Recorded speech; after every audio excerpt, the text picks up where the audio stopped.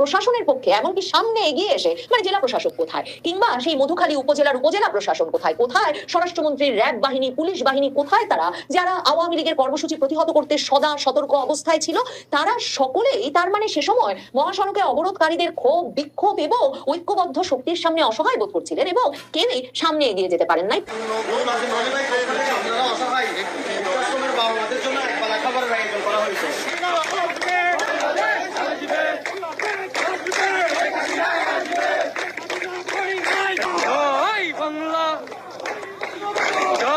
বঙ্গবন্ধু শুভ শুভ জন্মদিন, আওয়ামী লীগের জন্মদিন,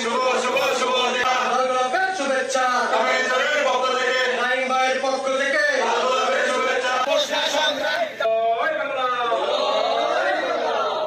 বঙ্গবন্ধু শুভ শুভ শুভ দিন, আওয়ামী লীগের জন্মদিন, শুভ শুভ শুভ দিন।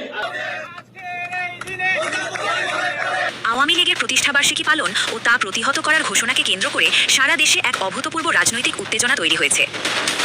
একদিকে আওয়ামী লীগ মাঠে নেমে বড় ধরনের শোডাউনের ঘোষণা দিয়েছে, অন্যদিকে বর্তমান সরকার এবং বিএনপি সহ অন্যান্য বিরোধী দল তা প্রতিহত করার ঘোষণা দেওয়ায় পরিস্থিতি জটিল রূপ ধারণ করেছে। এই রাজনৈতিক মুখোমুখি অবস্থানের প্রেক্ষিতে জননিরাপত্তা ও জানমালের সুরক্ষায় রাজধানী সহ দেশের বিভিন্ন এলাকায় ব্যাপক পুলিশ, বিজিবি এবং সেনাবাহিনী মোতায়েন করা হয়েছে।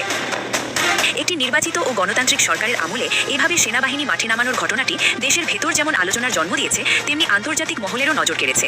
যারা রাজনীতি করে তারা বলে আওয়ামী লীগ নাই দেশে, আওয়ামী লীগ পালিয়ে গেছে, আওয়ামী লীগ নাই, আওয়ামী লীগের কোনো লোকজনে বাংলাদেশে নাই।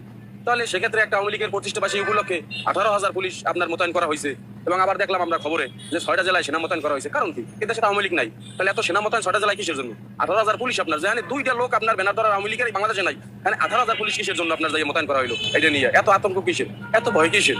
আপনারা এই পুলিশগুলোর আপনারা দেশের আপনার যে ছিনতাই, চুরি, লুটপাট বিভিন্ন রকমের যে কার্যক্রম আছে এই কাজে আপনারা ব্যবহার করতেন। ওই আওয়ামী লীগ তো কোনো জায়গায় দেখি না বিশৃঙ্খলা। 70% মানুষ তো বলতে যে শেখ হাসিনা আসবে, আওয়ামী লীগ তো এটা নিষিদ্ধ করা হবেও না, এটা করতেও পারবে না, এটা একটা ভুল।